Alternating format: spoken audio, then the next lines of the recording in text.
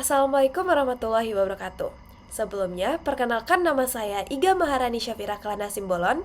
NPM saya adalah 2408260211. Baiklah, kali ini saya akan membahas mengenai blok basic endokrin dan metabolisme.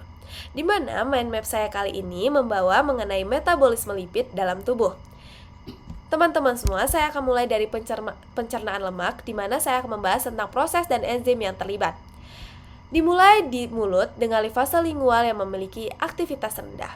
Di lambung, limfase lambung memecah trigliserida menjadi komponen lebih sederhana.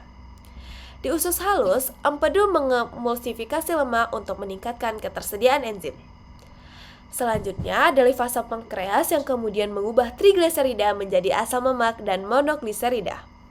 Teman-teman dapat melihat dari gambar berikut, di mana di sini ada salivary glands, di sini ada paring, esofagus, pankreas, rektum, dan anus, dan ada bagian-bagian lainnya. Selanjutnya, saya akan membahas mengenai absorpsi lemak, di mana peran enterosit dan pembentukan kilomikron. Asam lemak dan monogliserida diserap oleh enterosit di dinding usus halus. Di dalam enterosit itu sendiri, senyawa ini disintesis kembali menjadi trigliserida. Trigliserida tersebut dikemas ke dalam kilomikron, lipoprotein khusus untuk transport. Adapun gambar yang dapat teman-teman lihat dari gambar berikut ini. Kemudian, saya akan membahas mengenai transport dalam darah, yang ada jenis lipoprotein dan fungsinya. Kilomikron melewati sistem limfatik sebelum memasuki peredaran darah. FLDL membawa trigliserida dari hati ke jaringan tubuh. Selanjutnya ada LDL yang bertugas menghantarkan kolesterol ke jaringan yang membutuhkannya. Selanjutnya ada HDL yang membawa kolesterol dari jaringan kembali ke hati untuk diolah. Adapun pembahasan gambar yang lebih singkat dapat teman-teman lihat dari gambar berikut. Selanjutnya ada penyimpanan lemak, di mana ini mengenai lokasi dan regulasi hormon. Lemak disimpan terutama dalam jaringan adiposa sebagai trigliserida.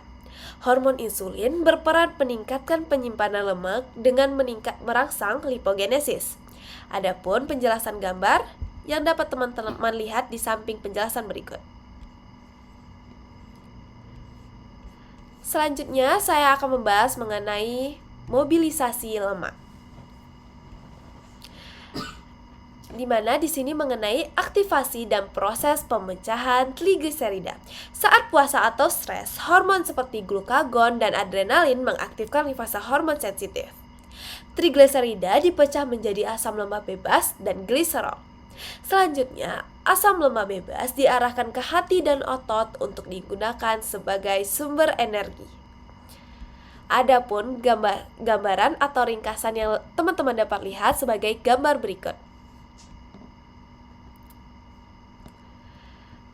Baiklah, selanjutnya saya akan menjelaskan mengenai beta oksidasi di hati dan otot, di mana ini tentang konversi asam lemak menjadi energi. Asam lemak diubah menjadi asetil-CoA di mitokondria melalui proses beta oksidasi. Kemudian asetil-CoA masuk ke siklus Krebs untuk menghasilkan ATP sebagai energi seluler. Kemudian ada ketogenesis di hati, di mana ini mengenai pembentukan badan keton sebagai energi alternatif. Jika terjadi kelebihan asetil-CoA, hati membentuk badan keton sebagai asetoasetat dan beta hidroksibutirat. Badan keton ini digunakan sebagai sumber energi oleh otak dan otot, terutama saat kekurangan glukosa. Teman-teman dapat melihat gambaran sebagai berikut. Baiklah, selanjutnya saya akan membahas mengenai sintesis lemak ataupun disebut juga dengan lipogenesis, di mana ini membawa mengenai pembentukan trigliserida dari energi yang berlebih. Energi yang berlebih dari glukosa diubah menjadi asetil-CoA, kemudian asetil-CoA disintesis menjadi asam lemak dan akhirnya trigliserida. Proses ini berlangsung di hati dan jaringan adiposa sebagai penyimpanan cadangan energi. Adapun gambar yang dapat teman-teman lihat dari gambar berikut. Selanjutnya, saya akan membahas mengenai regulasi hormon pada metabolisme lemak, di mana pengaruh hormon terhadap sintesis dan pemecahan lemak ini. Insulin meningkatkan lipogenesis dan menurunkan lipolisis, mendorong penyimpanan lemak. Glukagon dan adrenalin sendiri itu untuk meningkatkan lipolisis dan memecah lemak menjadi energi. Leptin berperan mengatur penyimpanan lemak dan sinyal rasa kenyang dalam tubuh.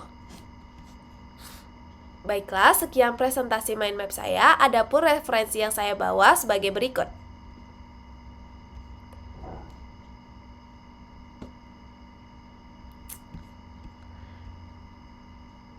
Baiklah, sekian penjelasan mind map saya. Kurang dan lebihnya saya mohon maaf. Wabillahi taufiq wal hidayah. Wassalamualaikum warahmatullahi wabarakatuh.